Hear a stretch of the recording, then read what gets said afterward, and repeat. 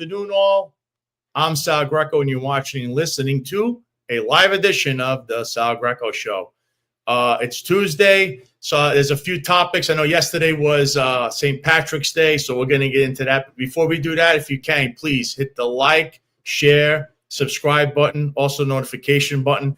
Also, if you can, you go to the other YouTube channel that I have personally. It's the Sal Greco Show. You can subscribe over there. You can watch some of the segments and some of the older episodes of the Sal Greco Show. And also on this channel, on the Finest Unfiltered YouTube channel, go to the video section. You can watch some of the older episodes also if you can. So I really appreciate it if you can. I hope everybody's doing well on the day after St. Patty's Day. So the reason I wanted to bring up St. Patrick's Day is, of course, yesterday there was the St. Patrick's Day parade in New York City. And, of course, as usual, the illustrious mayor of New York City, pictured right there, Eric Adams, with Tanya Kinsella, who amazingly still has a job, and the corrupt Louis Molina right next to him, who is the head of DCAS. And he dubbed it that yesterday, New York City is the Dublin, Ireland of New York City. Like anything else that Eric Adams says or does, it's always whatever, group or city or whatever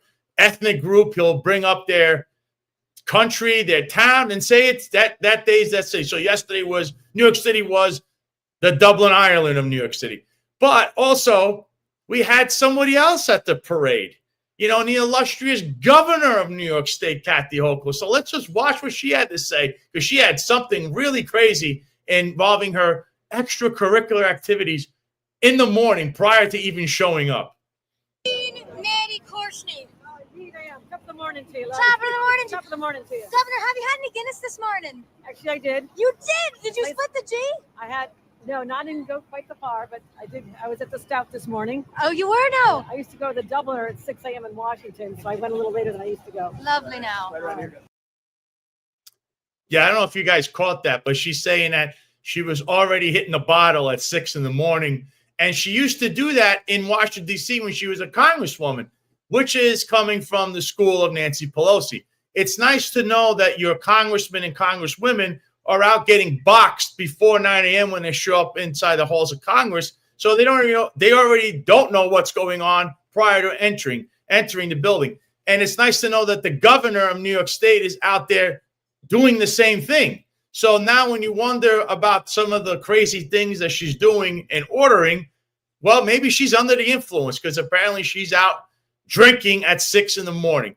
I find that I don't know what to say. I know a lot of these people like to have drinks and entertain themselves, usually after the fact, after a long day of work, not, a couple of hours prior.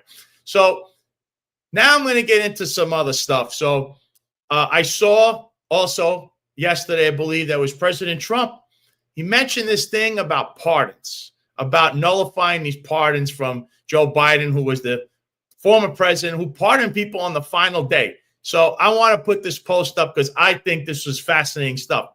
So he wrote on his Truth Social, @RealDonaldTrump, the pardons that Sleepy Joe Biden gave to the Unselect Committee of Political Thugs and many others are hereby declared void, vacant, and of no further force or effect because of the fact that they were done by auto pen. In other words, Joe Biden did not sign them, but more importantly, he did not know anything about them. The necessary pardoning documents were not explained to or approved by Biden. He knew nothing about them, and the people that did may have committed a crime. Therefore, those on the Unselect Committee who destroyed and deleted all evidence obtained during the 2-year witch hunt of me and many other innocent people, yours truly included, should fully understand that they are subject to investigation at the highest level. The fact is they were probably responsible for the documents that were signed on their behalf without the knowledge or consent of the worst president in the history of our country, crooked Joe Biden. Now, folks, I find this interesting. I don't know legally if what he's saying can be held in a court of law. I find it very, disturbing that there was some kind of auto pen signature going on. So we really don't know if Joe Biden actually signed some of the documents that he signed as president.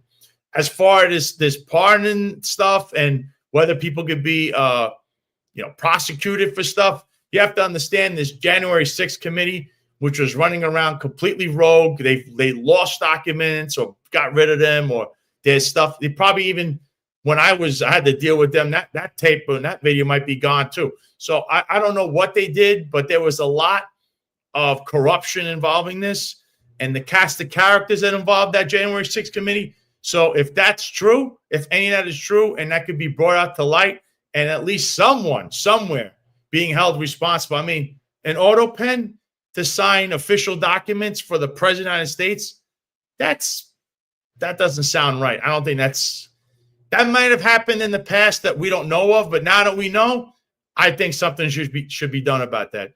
Well, now we're going to get into something else because, as they say in Stone's Rules, you praise him before you hit him. So we got to dive right back into this whole President Trump / Eric Adams association because it's something else hit this weekend, and it was in the city. So I'm going to glance through this for you here. And this is from thecity.nyc. It's from Greg B. Smith, the dean. He's the dean of journalism in the city of New York. And this article starts with Trump organization presses Eric Adams for Woolman Rink rights after City Hall spurned $120 million nonprofit gift. Now, listen, Trump used to own this Wolfman. Well, he had the naming rights to Wolfman Rink. He's the guy that he refurbished this whole place. He made it prominent. And in 2021, right after January 6th and everything that happened there, Mayor Bill de Blasio at that time, the dope from Park Slope, he decided to take all the naming rights away, including this golf course that's in the Bronx that was also underneath his name. So let me get to a couple of paragraphs here, because I think this is really important to kind of encapsulate what you may or may not believe is going on right here. The Trump organization is aggressively lobbying the office of Mayor Eric Adams to win its bid to run Central Park's Woolman Rink. Two sources familiar with the matter confirmed to the city, squeezing Adams to award a contract, even as President Donald Trump's Justice Department moves to dismiss the mayor's corruption case. See where there's an issue there. The city put out a solicitation for bids just days after Trump won re-election in November. The opening for Trump to run the coveted rink also came just weeks after the nonprofit Central Park Conservancy had offered to give the city $120 million to replace the rink and fix up part of the park. I mean, that may or may not be a good thing.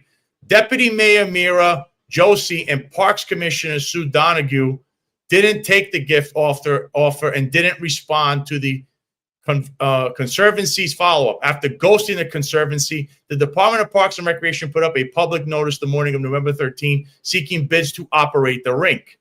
Within hours, a Trump organization executive was quoted as stating the company intended to pursue the contract, suggesting advanced knowledge of the bid opportunity.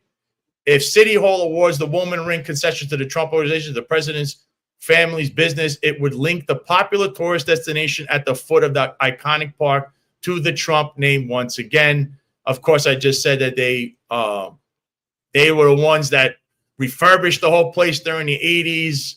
And, he did Trump did an excellent job with that, but we're talking about years ago. And it's unfortunate it took his name because here it states his company ran the rink for decades, but was kicked out by Mayor de Blasio following January 6, 2021 riot by Trump supporters at the Capitol. I don't know about that statement. Last year, a judge ruled the company liable for more than $363 million in a civil case brought by State Attorney General Letitia James, centered on financial misrepresentations by the company to the state of New York and tax filings. It's funny because Letitia James has plenty of misrepresentations herself in an article in the Gateway Pundit this morning. It was mentioned there. So and it goes on and it mentions the relationship that, I guess this currying of a relationship or whatever. Eric Adams and President Trump were together at Mar-a-Lago, or they weren't. And there was the inauguration. He was also there. And this part here is where I want to get to. A key player involved in these talks was the Central Park Conservancy, a well-heeled nonprofit that has steered millions of dollars in philanthropic funding to enhance the park. Among its projects scheduled to open this summer, a $160 million replacement for the ice rink and swimming pool, formerly known as Lasker Rink, in the northeastern corner of the park.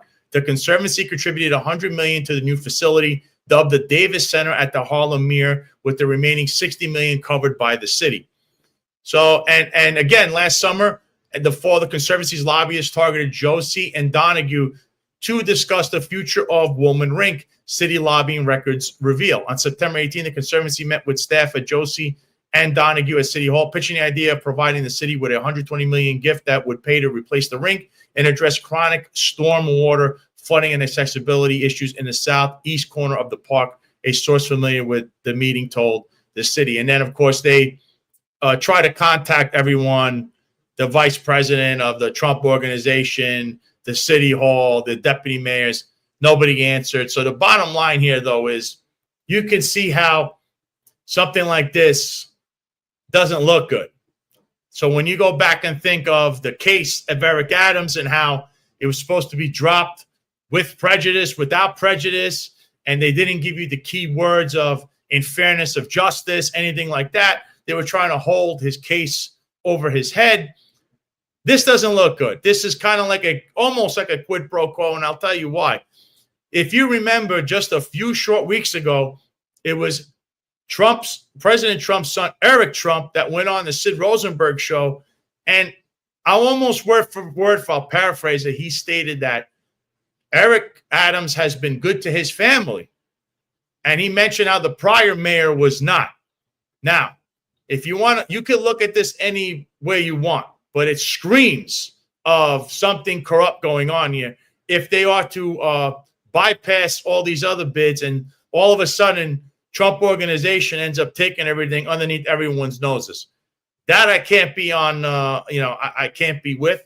I'm not for something like that, but it really starts to reek of something going on here between his case, Eric Adams' case, and how it was handled by Trump's DOJ, by Emo Bove. You can watch prior episodes. We go over this over and over again, the legal ramifications, legal analysis of it.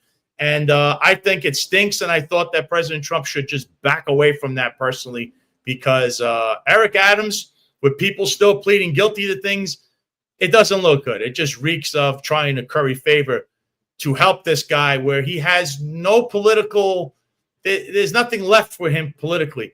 So much so that I believe he announced yesterday, or he's hinting that the fact that he's going to run as an independent.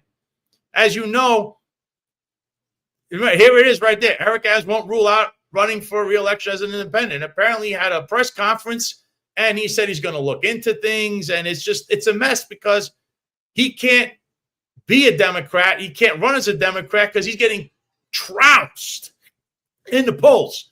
And of all people, the person trouncing him is the former governor, who's probably filled with more scandals than Eric Adams himself, or they're neck and neck with that. But it doesn't look good for Eric in a Democratic primary. So what do you have left? This guy is trying to remain relevant. The guy's screaming, going around, calling people Negroes and all this crazy stuff. This guy doesn't have any political capital left in him. Therefore, I still can't wrap my head around why President Trump or his family would put any stock in this guy, because politically he's finished in my book. And in the book of many, many people, many scholars, many people in the political sphere, lobbyists, all these people know what's happening here. But now we're going to segue into what the show today was really all about. And we're discussing illegal immigration. And I guess New York, crime is down because, hey, it looks like ICE has been running around and either apprehending criminal, illegal alien gangs or the gang members, or they've just been running for the hills because they don't want to be captured. Looks like the Roosevelt Hotel and the Walcott Hotel they're looking into all of that. In fact, the DOJ, I believe, is investigating that, even though it's a little odd because Eric Adams should be investigated himself for that entire fiasco at the Walcott Hotel and the Roosevelt Hotel, which we'll just call crumbs because that's what Timmy Pearson relayed into someone in regards of a lawsuit when he's discussing the migrant shelter contract. So I figured I'd bring on a guest that's very well versed in this, and he's a New York City resident. So I wanted to bring on Jason Meyers. Please come on to the show. And how are you, Jason? How's everything? Hi, Sal. Nice to be here. Thanks for having me. Thank you, Jason. So I wanted to introduce you to all. So why don't you tell everyone a little bit about yourself, what you're all about, and just a little bit of what you're dealing with, because you are a New York City resident. You told me for at least 3 or 4 decades now. I'm not a New York City resident. I'm a native. Well, you were. I'm a native New Yorker, Sal. There's a big difference, as you know, right? I grew up in Queens, a mile from Donald Trump, and I lived in Manhattan for most of my professional life. After 9/11, I knew something was off. A big chunk of my city was taken from me. And before I go a little further, I really want, my heart goes out to Thomas Midtown South, from Midtown South, Detective Pete Panuccio, both of whom are alive and well and doing very well right now. So I want to just give a shout out to those 2 guys. They mean a lot to me. I know them a very, very long time. Officer South, I know my whole life. We went to kindergarten together. And, after 9/11, I became disenchanted. I felt hollow, like my city was hollowed out. I felt hollow. And in 2016, 17, I moved to Switzerland because I used to be an investment banker. And I had a fight with a captured regulator called FINRA, which is a constitutional bypass. And I got into the crypto space. I moved to Switzerland, Crypto Valley, right? Zug, Switzerland. And we built what, as it turns out at the time, a GovFi application called Pacioli.ai, which is SEC disclosure on a blockchain with an external validation network that audits the financial statements, right? After the inauguration, I saw a newsreel on Fox of one of the first ICE arrests. And it was this Haitian guy, and he was being put in a truck, and he says, "Biden forever, bro. Thank Obama for everything you did for me, bro." And the second time he said, "bro," I said, "Oh my God." I called my partner and I said, "We're going to launch ICE Raid tomorrow." And then I called my dev team and I said, we already have a lot of this infrastructure built already. How long would it take you to lift and shift it to a new server and repurpose it? And I explained why. And they said about 7 days. I said, "You got 3. And we launched IceRaid.us, which is an application that allows citizens to take pictures on location. You got to be on location. You can't take a snapshot in LA of a photo in New York. You've got to be on location. And then there's AI that raises the confidence that it can be pursued by law enforcement, right? If you're a witness and you're browsing the ICE Raid Explorer, first place you're going to go to is your own neighborhood. So let me go to my own neighborhood. And if you see a familiar location and you might even spot a familiar suspect, well, then you can corroborate as a witness, right? So we then introduced 6 additional categories of criminal activity along with obstruction of justice, because a lot of these ICE raids were being tipped off and the illegals were being tipped off, and these operations were getting botched, which cost me money as a taxpayer. It puts the lives of those law enforcement officers in danger, right? And it's in direct violation of what has now become at least an order, but a federal law, right? We've had these laws in place for a long time. Mm-hmm. So this really became the beginning of this whole GovFi movement. And I spent a lot of time in DC now. We deal with lobbyists, politicians, and I'm talking to somebody Bobby Jeffries of District 10, Pennsylvania. And I told him about this whole GovFi program, this application platform category that we started. And he got really excited. And so it's really starting to take off now. We're getting a lot of visibility. And What's disheartening is these New York City laws, which you know all about, Sal, which prohibit the police department from cooperating with ICE, the federal agents, right? But that doesn't mean that we as citizens can't get together and raid ourselves. The difference is we get paid a reward. And that's what makes GovFi so interesting. GovFi delegates tasks to citizens that would otherwise be undertaken by large monolithic government agencies funded by taxation and borrowing, right? And as we've seen, and as we all knew, this is not new. What's being disclosed on the Doge website is something we suspected all along. There's a lot of fraud, waste, and abuse, right? What GovFi can do is help balance budgets, pay down debt, and it can put the millions of people that were forgotten and abandoned by the Biden administration back to work. Because these people were not only forgotten, they're no longer counted in the Bureau of Labor Statistics unemployment numbers. Because if you're looking for work for a certain amount of time, they don't count you anymore. Now, if they recorded unemployment numbers the way they really are, we'd be at 18, maybe even 20% unemployment. And you can't report that, because if you did, the bond market would get destroyed. Nobody would buy our debt, and we'd be a third world nation, right? So if you follow the money, it'll always tell you the truth. Always. You probably know that better than most. You follow the money, it'll always tell you the truth. So we're getting citizens together. We're going to give them a reward in our token, right? It's a crypto platform, sits on the Solana blockchain. And for every photo you upload, you get a reward. If enough people do this, we can lay down a trail of breadcrumbs to the bad guys and make America safe again. At the same time, if you follow the money, right? This is all without taxpayer cost. And if it undergoes mass adoption, it's going to be GovFi that onboards the next billion users in crypto. Not a fancy wallet or a new blockchain or a new L1, as we say in our industry.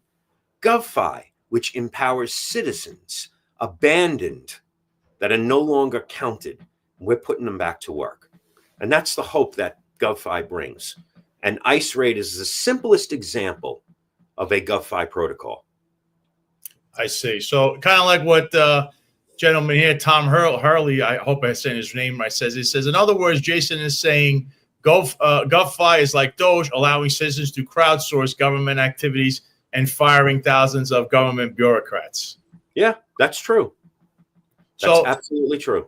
And is this an app that, let's say, you could, I guess people could call up, or what are they reporting activities they believe to be like a criminal gang on a corner that's or a legal immigrant gang that's running around, like we've seen for the last 4 or 5 years now, running around this entire country, causing chaos? Yeah. What you do, because it's a Web3 application, you either go to the Play Store or the App Store. You download Phantom Wallet. Phantom Wallet is a Web3 browser and a wallet where you hold your value, right? You got to follow the directions to set it up.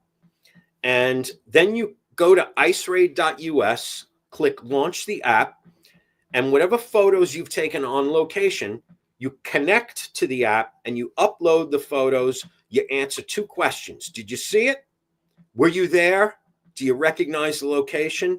What category of criminal activity is it? Is there obstruction of justice involved?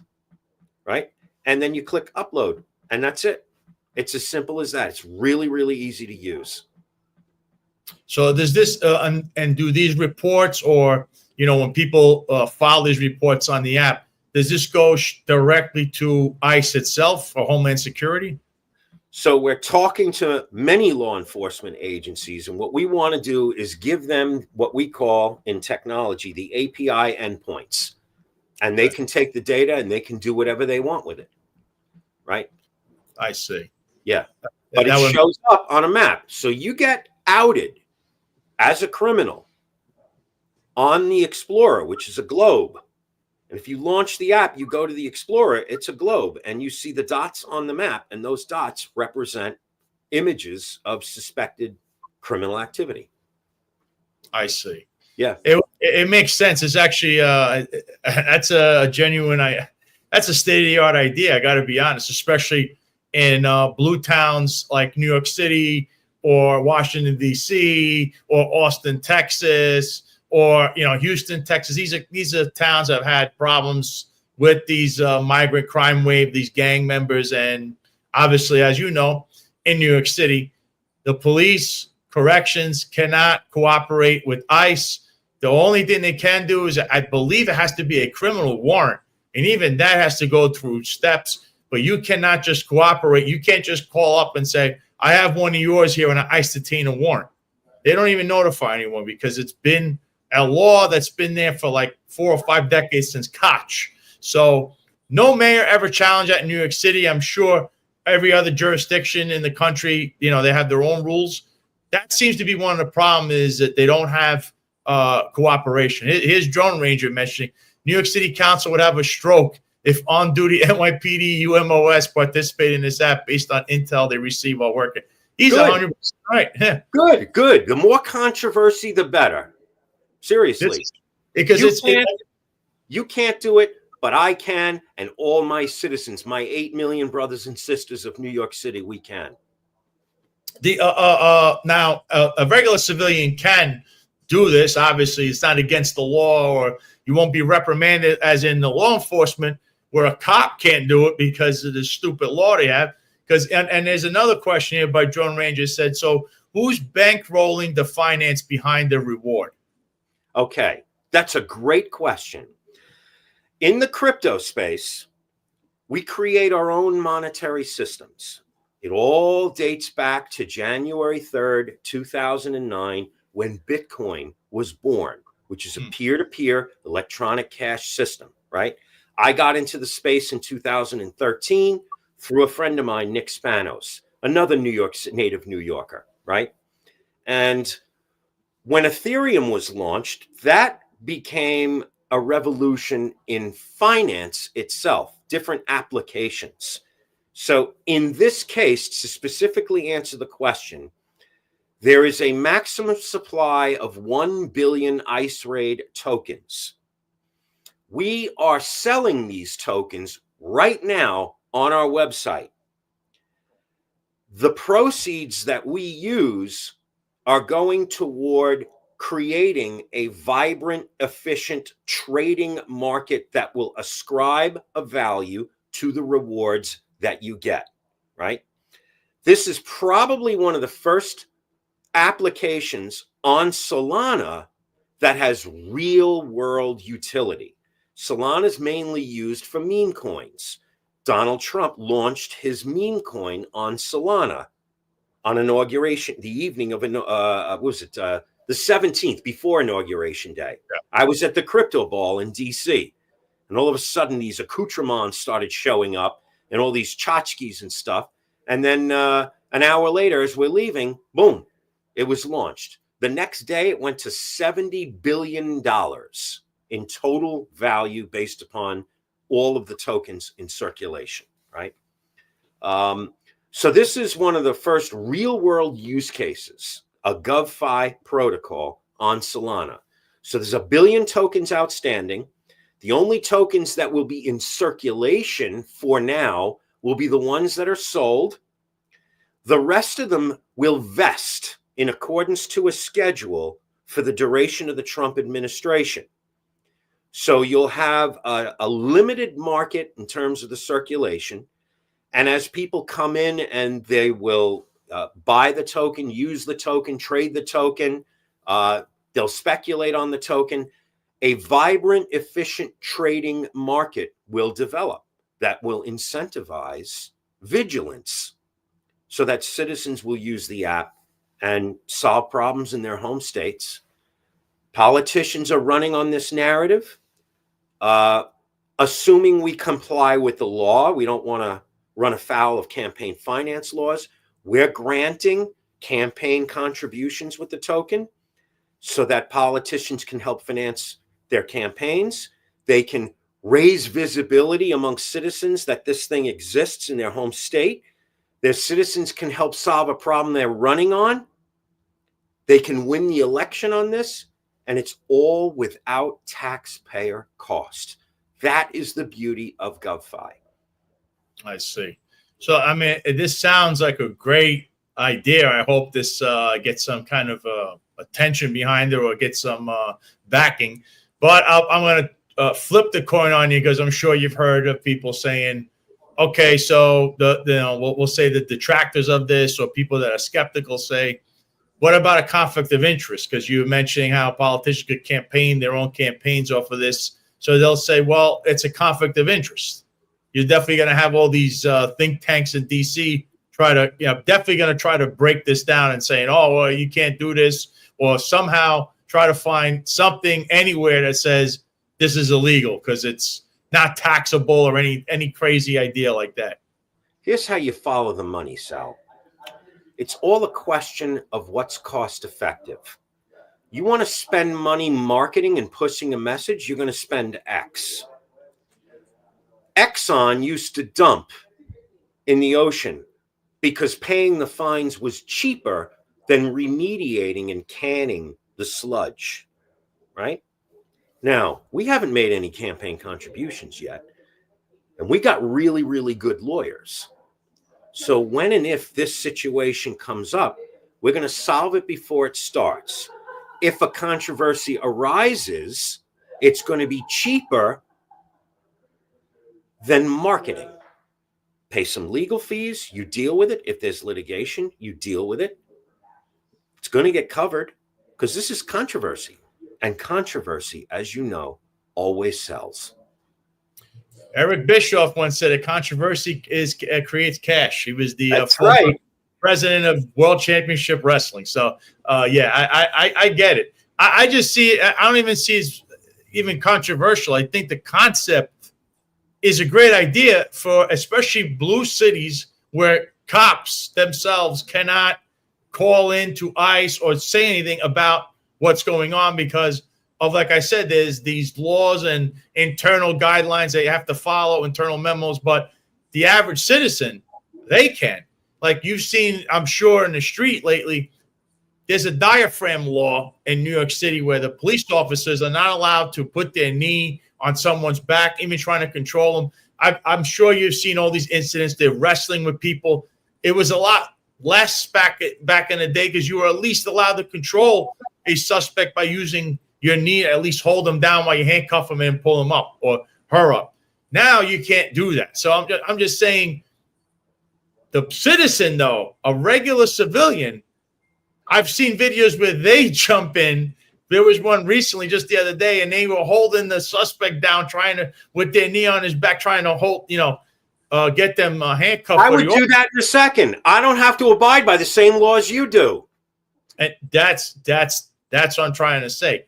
I think the app is innovative, especially to law enforcement, where the police officer, he's not allowed to call or do whatever because it's against, their own protocols and the city ordinance and all of that. But a citizen can. A citizen can get involved. Really, the taxpayer can get involved because it's their money, it's their city, and in the end, it's what they want and what they say that matters. Not what police are there to just be what they are, the police. Unfortunately, a lot of jurisdictions have them handcuffed, especially in this manner, because I tell you, Jason, I used to arrest plenty of people that were, quote unquote, undocumented.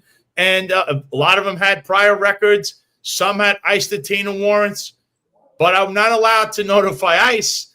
If you have an ICE detainer warrant, it's supposed to happen at central booking where they call, and they don't do that. The only way I remember them even notifying anyone is at a trial if they're convicted. And they're convicted of being guilty, right?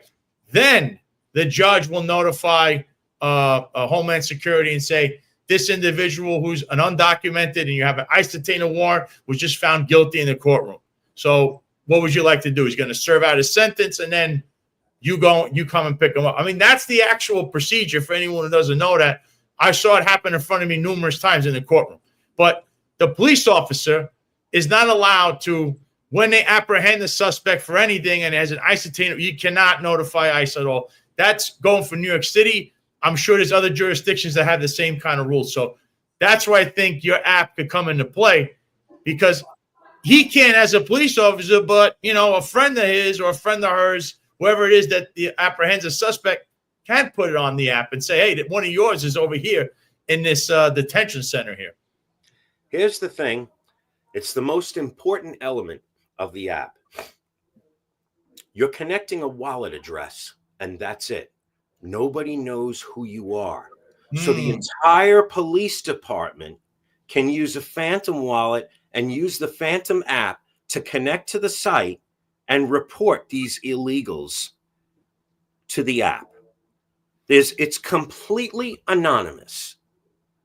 You don't have to submit your name. You know, when you call an ICE tip line or a law enforcement tip line, they usually like to get some information about the person who's providing the intel. This is all anonymous through a cryptographic connection that's anonymous to the app. Nobody has to give up their name, nothing. You're not calling a phone number, nothing like that. Nobody's going to reach out to you afterwards and say, where did you get the evidence? What made you decide to do this? Can you give us a little background about you? Nothing like that. It's all anonymous. So citizens need to take comfort that this is all anonymous.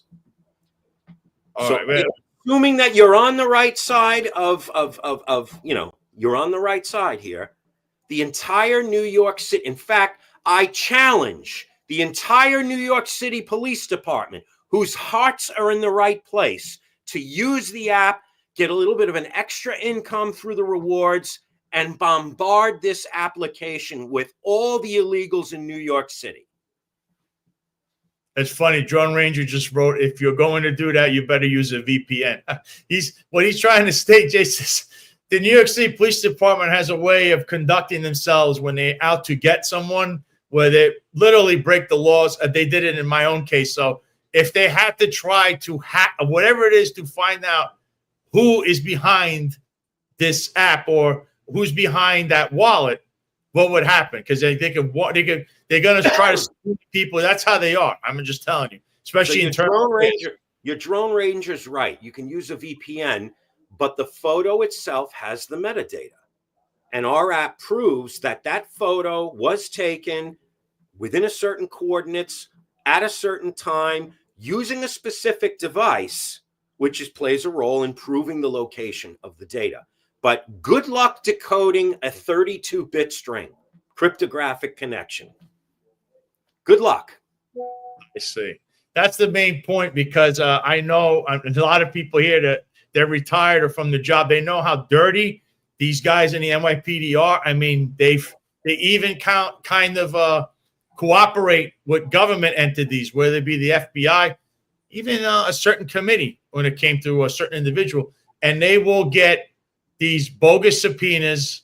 They're not even real, right? They're all like internal, like they're not supposed to be using an administrative subpoena in a criminal manner, but that's the kind of stuff they do to get information. So I want to be clear. So if a police officer who's either active right now or has information gets this app and does this, are they going to be investigated through this app to say, oh, we know that Joe Dominguez or Joan Dominguez, I have the metadata here and I could use a subpoena and say they have to give over that information right here. You'll never be able to prove that in court. It is a cryptographic connection. You know how long it would take to mathematically prove and trace all the way back to that particular wallet, even if you do use a VPN?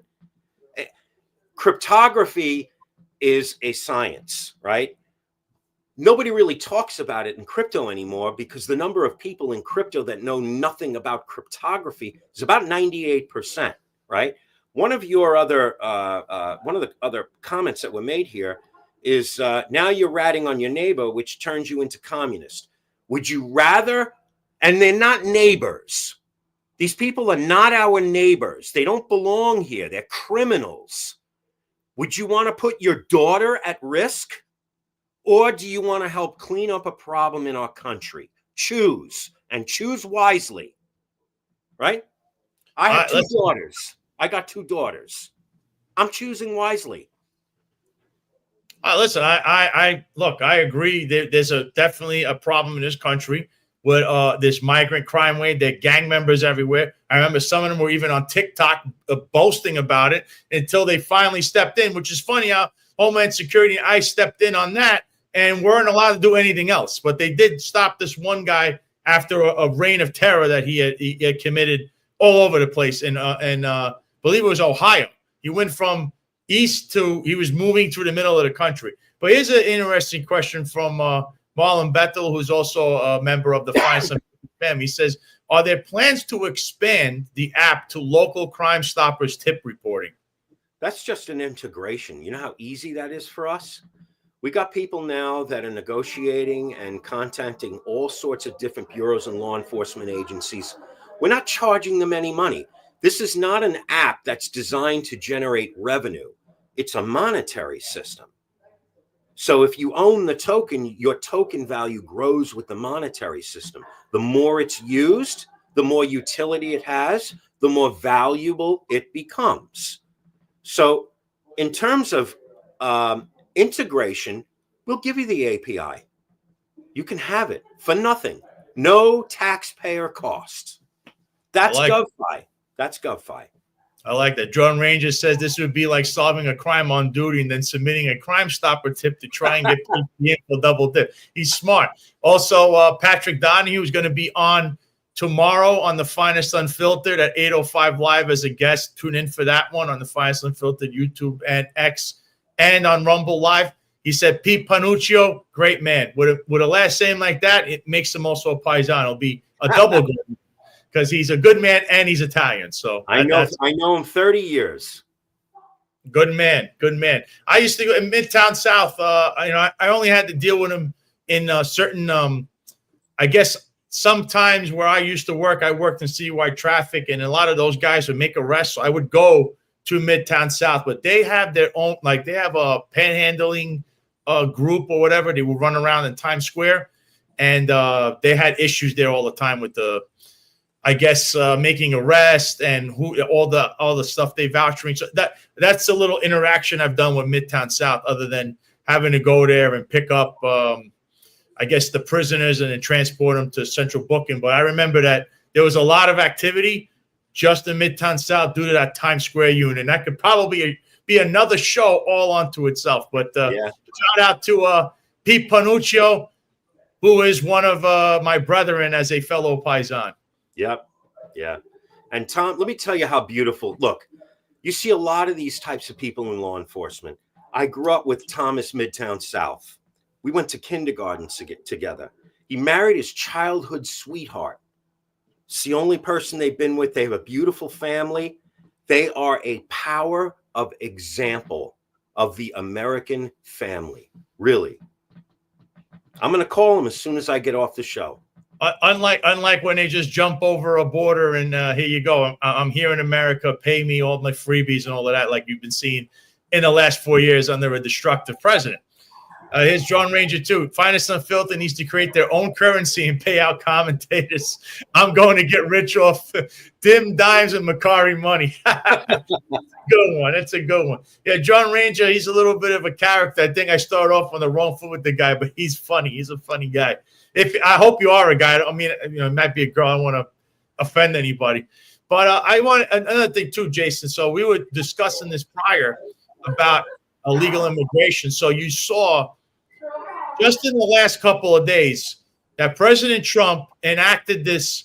He put a wartime act, I believe it's from I don't know if it was World War II or Civil War, in order to curb illegal immigration, where he could get these gang members and deport them instantly. And then we had a judge in D.C. It's a circuit judge, by the way. This guy, Boasberg, who's he is a judge that was appointed by Barack Obama. I mean, I don't know how much stock you put into who appoints who, but he's a circuit judge. He's a lower court judge, but he's interfering, I believe, in the executive branch, and something that was a mandate by the people and by the fact that they voted for President Trump, who raised the platform of, I'm going to deport illegal criminal aliens that are in gangs. And then this guy right here we have on the screen, Boasberg, put in this crazy rule that almost stopped the shipments of these criminal gang members that were on a plane headed to whatever country they were from. I think they ended up in El Salvador, and said, you can't do this. So I don't know if you get your thoughts on that, because I think your act kind of falls in line with this kind of activity, because we have activist judges that are running crazy trying to get involved in executive decisions. So here, it's really easy to capture a photo of the activist judges. Those courtrooms are open to the public. Go to the courtroom, take a picture of the activist judge, and upload it to the Ice Raid Explorer. You get a reward for it. Will they catch him and try him and incarcerate him? That's another story. But do it. Do it. The other thing is this. Yeah, and actually, there's articles of impeachment, I believe, on this judge right now. A congressman in Texas tried to put that in very recently. Here it is. Trump calls for impeachment of judge overseeing Venezuelan migrant deportation case. And somebody here said, Sal does not understand checks and balances. No, it's not checks and balances. He put in this alien, I believe it's called the Alien Enemy Act of 1798. Thanks, Marlon Bethel, for that. So that act in itself, you can't just act like a judge and try to cut this off. It's been implemented by the president, national security. He's not saying he's putting 1 million people, a National Guard in the street. This act in itself states that he can remove criminal, gang member, illegal immigrants. Terrorists. That's what he's doing. That's what he's doing. And I think this judge, along with many others, many legal scholars, are saying the same thing. This judge has overstepped his bounds. And this happens a lot, whether it's a Republican or Democrat in office. And as a citizen, I think, along with many others, think that it's kind of ridiculous that we continuously have judges acting like activists when all they're supposed to do is interpret the law. Not, we're going to shut this down. You're not allowed to do anything. You didn't get elected to office. You got appointed as a judge. People that get elected make those decisions, what you can and can't do with something. You just interpret the law. But I find it, because they sent 250 of these people. I saw a video by I think it was El Salvador, that president there. It was like these guys are really bad dudes that they brought there. And why were they trying to stop this when he enacted a law that's 100% constitutional? It's legal. It's not only that. Turning around mid-flight from El Salvador has a lot of other implications. You can't just turn around. What if the fuel tanks don't contain enough fuel for you to get back? That's number one. What is the implication, penalty, violation by going the whole way to El Salvador in light of this particular order by this judge? Well, let's play the whole tape. Eventually, you go all the way to the Supreme Court, where it gets corrected and balanced constitutionally, right? So I always say to people, if you want to change society, you use your money and you sue your way up to the Supreme Court. If you win, I'll bow, no questions asked, because when those 9 justices walk into those chambers and deliberate, nothing short of a miracle happens. Nothing short of a miracle. I agree. They just, what they're supposed to do, and they've done numerous times, even up to until yesterday, they always interpret the law. They don't go beyond interpreting the law. They're there to say, this is the law. You either did this against it or for it or whatever it is. They're not supposed to say, well, also, you can't do this and you can't do that. And I know you enacted a law to, actually, I think the last time it was enacted was under FDR. And it's designed to stop, terrorism and all these things and you as a judge can't. I see it that way. I was in law enforcement. I would be pretty angry if a judge stepped over their bounds and did this, what they did the other day. Because now what do we do about all these other people, Jace? How many other criminal gang members are running around and they're in custody and supposed to be deported? Because this guy said you can't do anything for 14 days, which I heard Tom Holman say we're not going to honor that. Now, I don't know if you can or can't, but I think in itself, the ruling is unconstitutional. It's just saying no, but you can't do this, or you. And I don't think that's right, because I think they've already determined that they were going to deport these people, which is their right because they're in federal custody. I think it's all federal cases. It's not local cases. They're federal cases. These are hardcore. These people broke the law. Correct. They broke the law. That's it. That's it. And if it's necessary, it'll go to the Supreme Court. And this administration, as you know, will go all the way to the Supreme Court. That's what I think. I think it'll be decided there, and they're going to say exactly what I'm stating here, that Trump is in constitutional area of enacting a law, and that they have to follow it. That's it. I mean, any president could do the same thing. I just don't understand why this is, why this judge decided to do this. But apparently he's got conflicts. I read this morning that the daughter is involved with a pro-advocacy group for illegal immigrants. You see, it's always a catch. It's that nothing is ever on the up with these people. That's what I've known, especially in D.C. But there's a picture there, right? And we're showing illegal. Apparently, it's illegal immigrants in New York City getting arrested for something, right? So, what do you think about just a couple of weeks ago? We saw the illustrious mayor of New York City, Eric Adams, who I mentioned before you came on, and he said that New York City spent $6.9 billion on all these illegals plus the migrant shelters, a lot more than the other three mayors that were at this hearing. And now the DOJ has decided to investigate all of this, what was going on in the migrant shelters and the Roosevelt Hotel, not the Walcott Hotel, apparently, but that one seems to have a lot of interesting stuff that happened there.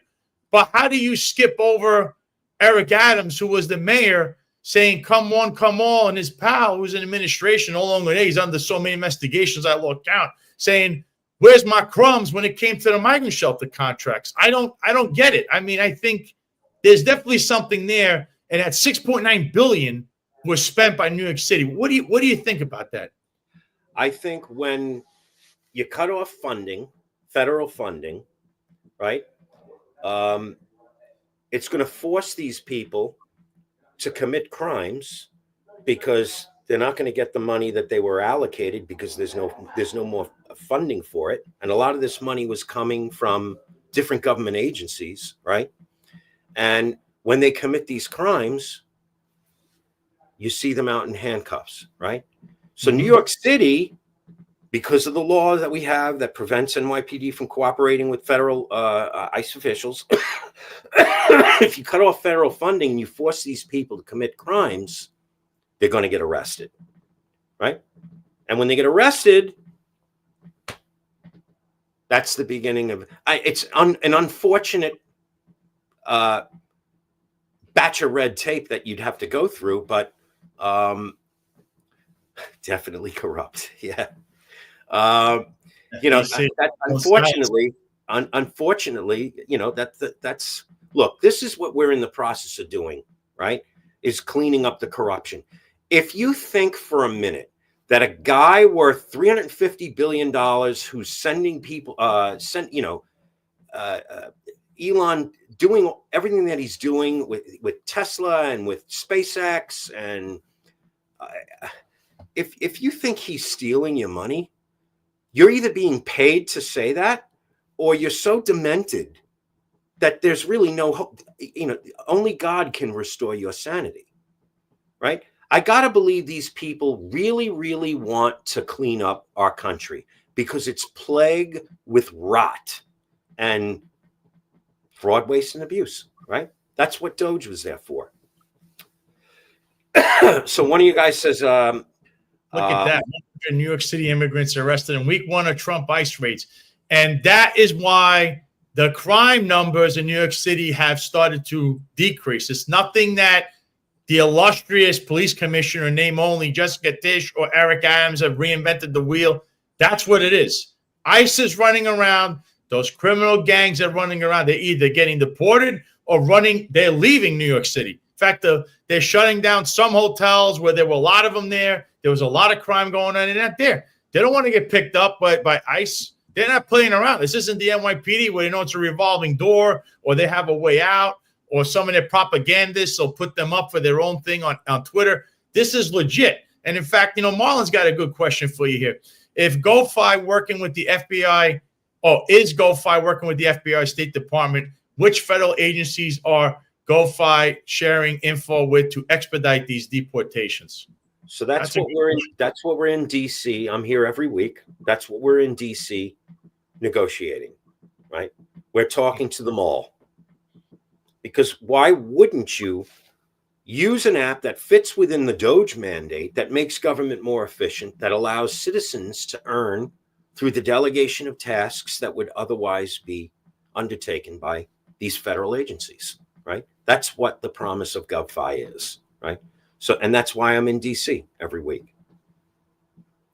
I think this is I think that this will be a good, if they actually went through and the FBI and all these police agencies and departments and also Congress would get behind it. I don't see an issue with it. I think this whole topic of illegal immigration, which is, and is a violent crime. There is a chart for a violent crime in New York City. And it's only, see how it's gone up under Eric Adams? Yet he keeps saying, the crime is down, jobs are up, the city's not surviving, it's thriving. And meanwhile, he's partying to the break of dawn. You have people that were just lit on fire a couple of days ago. A human being was lit on fire at night outside of a pub. So this is the kind of stuff you're seeing in New York City. But he's saying crime is down. But the reason it's down would be this instance of having ICE running around doing things. So whether you want to say it's a fear factor or whatever it is, I don't think that Trump, and listen, I'm the first to say if President Trump is good, I applaud him. Obviously on the show, you've seen where I hit him. I hit him before you came on with this whole Eric Adams, Woolman Rink and all this other stuff. But when it comes to this stuff, right, they're not going after the common citizen that's, trying to make a living or trying to get their papers and become a legal citizen. He's going after gang members and people that have criminal records or have committed a heinous crime. That's also another thing. If you're an illegal immigrant, you decide to murder someone, that's a heinous crime. So you can either put them through the courts or the feds could come and say, you're out of here. Just like that. That can happen. You actually save taxpayers a lot of money. But that's what he's aimed at. I think a lot of people, especially in New York City, some have this misconstrued idea that Trump is targeting regular immigrants, and that's not the case. And I don't know if you want to clarify anything on that, because I think a lot of New York City residents think like I'm saying, or they think he's going after, regular immigrants and not the illegal immigrants that are gangbangers and all this other stuff. We're after criminals, the worst of the worst, then the next of the worst, right? And I just want to say something else, because I know we've been talking about illegal immigration.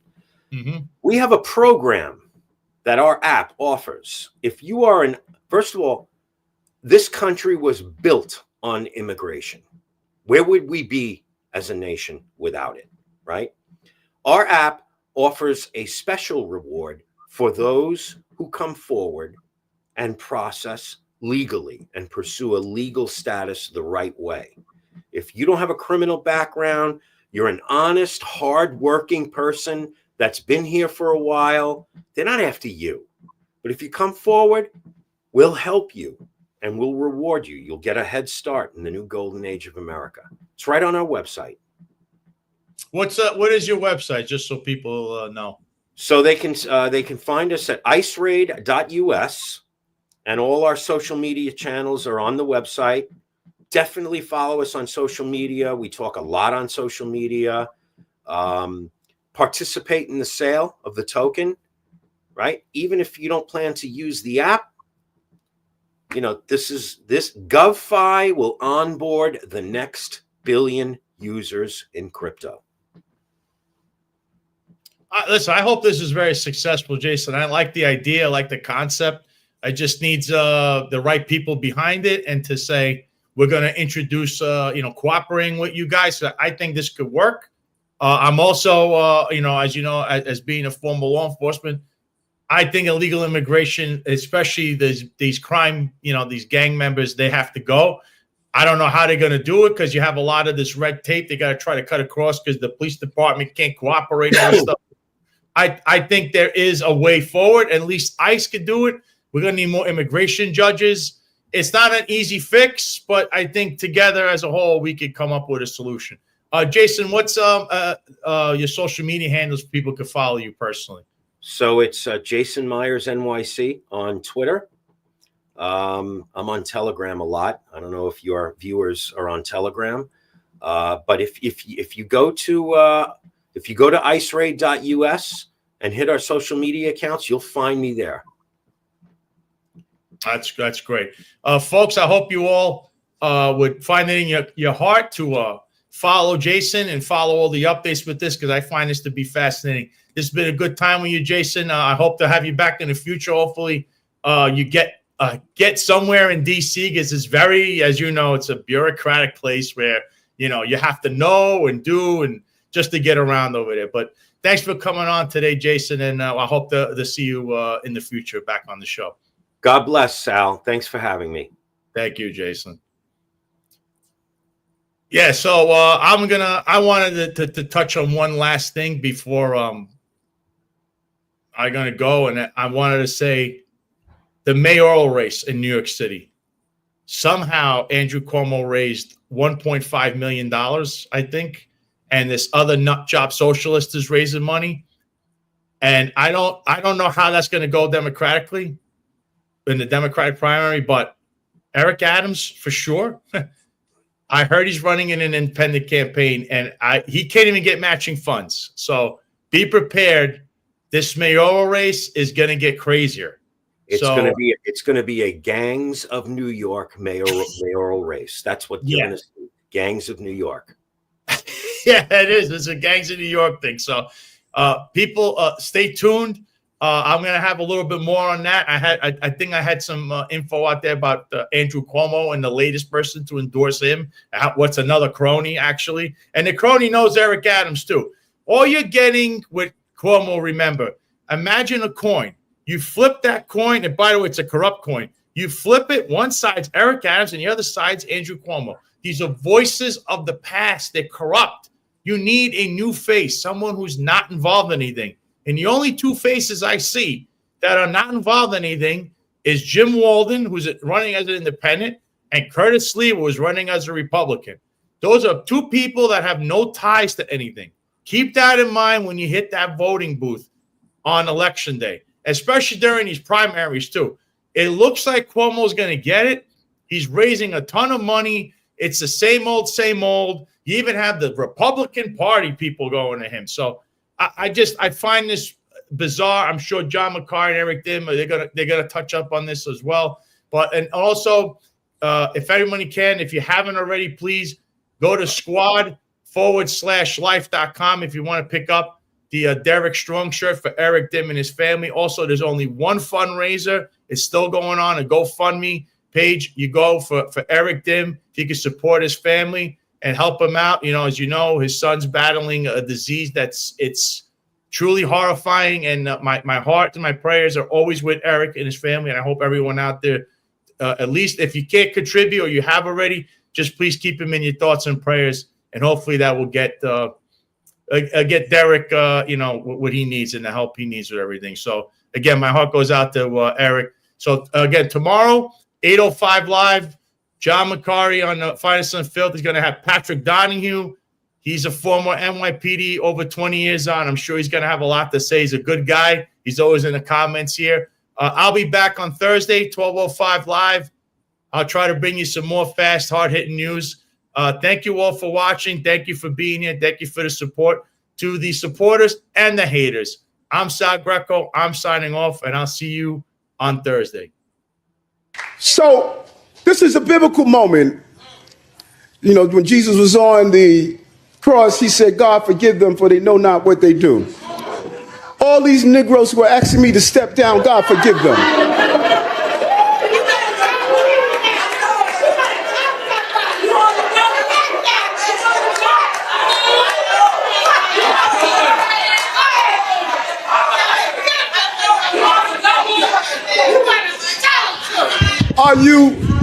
Are you stupid? Bye.